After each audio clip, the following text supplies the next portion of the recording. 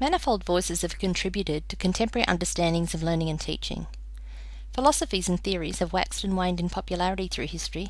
Their proponents have had their say, and contemporary learning theory, while still diverse, has come to be dominated by voices that continue to echo, while making some room for the new. Many voices have fallen on my ears, and here I share some of the influence they've had on me. My personal pedagogical framework for teaching stems primarily from my personal philosophy of teaching, centering around my care for the students within my realm of influence. Noddings first alerted me to this understanding of my own motivation, as I read of her theory of caring, and Buber explained it beautifully when he described what I desire to do, affirming and encouraging the best in others. Both are evocative of Roger's work, in which he stresses the importance of teacher-student relationships and again caring for the learner. Although this motivation aligns strongly with a humanist theory of learning, of which Rogers is a key proponent, I find that many of the methods and strategies I choose to utilise in order to implement that form of caring also fall under other learning theories, which I'll discuss presently. Maslow, a humanist theorist, portrays learning not as a goal in itself, but as a step to self-fulfillment in a hierarchy of needs. According to this hierarchy, other basic needs must be met in order for students to even have the motivation to learn. Maslow's hierarchy forces us to look seriously at the students we aim to teach. When basic needs are not met, it is impractical to expect optimum learning, a sentiment echoed by the relatively new theories of neuroscience, which indicate that sleep deprivation and stress can inhibit learning, and emotions are also an influence. While meeting outside needs is beyond my ability, I will always do my utmost to ensure students are able to have the best learning opportunity I can give them.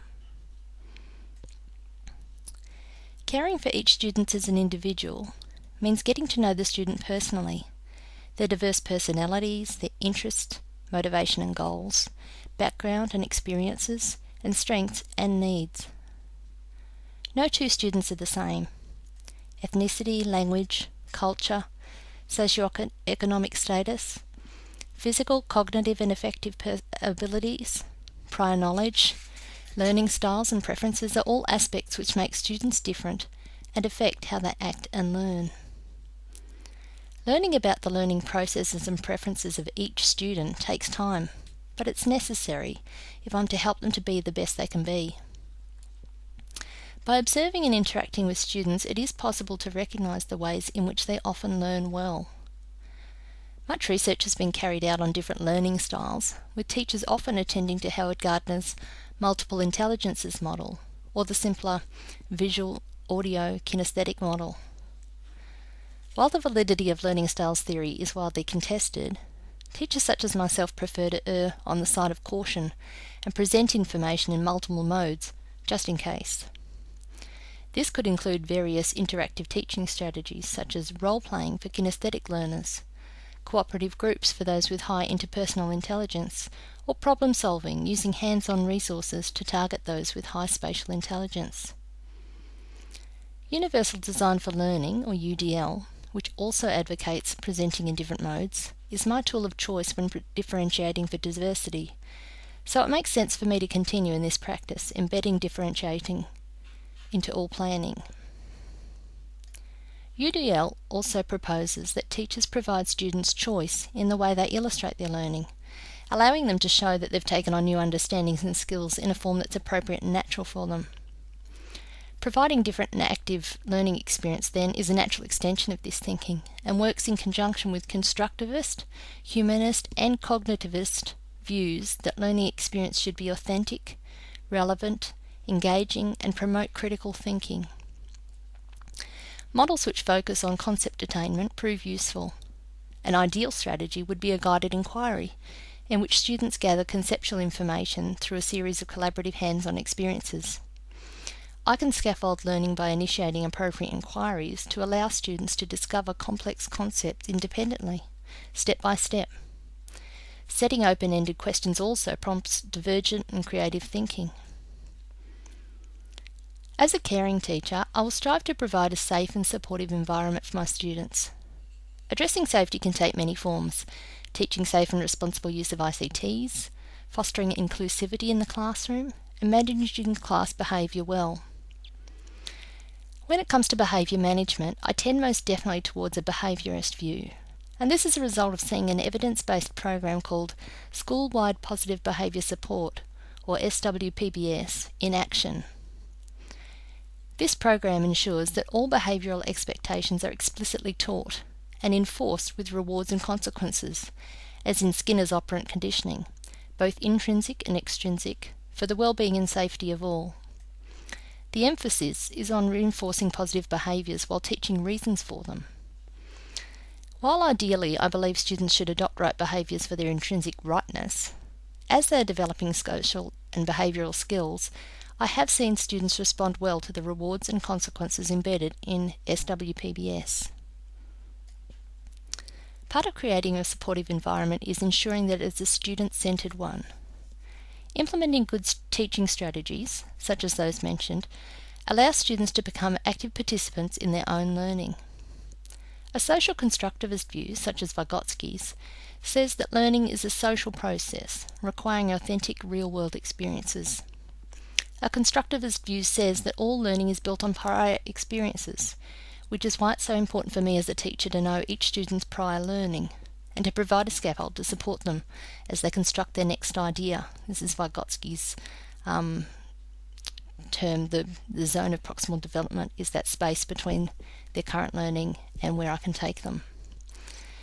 Ensuring that learning is relevant to students' own situations increases the likelihood of it sticking or being taken on long term.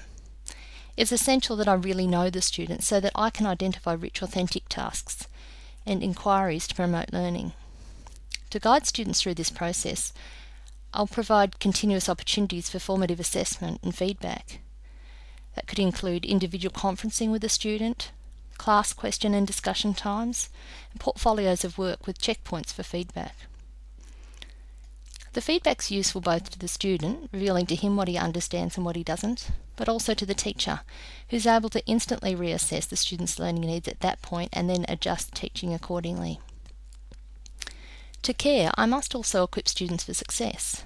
This is accomplished using appropriate models for particular situations, but a pattern I commonly employ involves stating a focus using something like WALT, which is We Are Learning Today, providing explicit instruction, which includes discussion to allow students to make individual connections, some shared practice of a skill, as a class or in small groups, before students are then released to implement what they've learned. I believe in finishing each learning experience by reflecting on learning, individual and that of the peers as well. Again, scaffolding and gradually releasing students to their own thinking processes is typical of constructivism.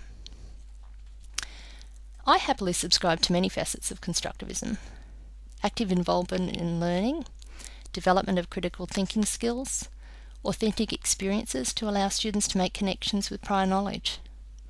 I believe that learning is dependent on what the student already knows, and that new understandings do appear as old ones, contradicted, are adapted and changed.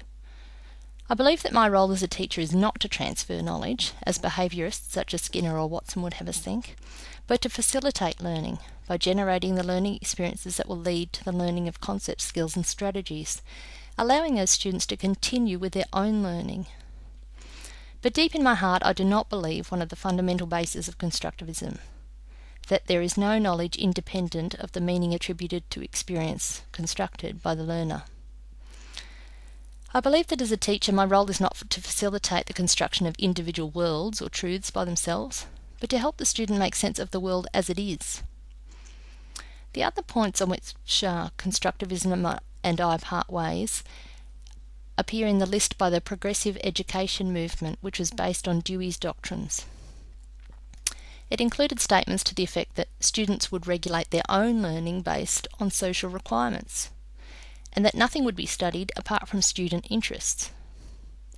Well, I do embrace the idea of engaging students and appealing to their interests. I've said that before. But there are times when content must be learnt, regardless of what the students think. For this reason, I have trouble with the again constructivist notion of a democratic classroom, in which students and teachers share decision-making responsibilities for the functioning of the class, including the students having direct input in learning content.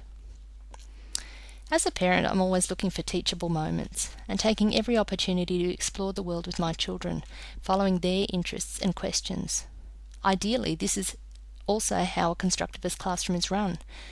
In the real world, however, a teacher must cover the curriculum content dictated to her by the authorities. In order to teach the processes, concepts and ideas that are deemed important, I will be required to plan and follow a schedule. From experience, I'm all too aware that there is more to teach than can realistically be uncovered and discovered by students in the time given. Finding the balance will be my challenge.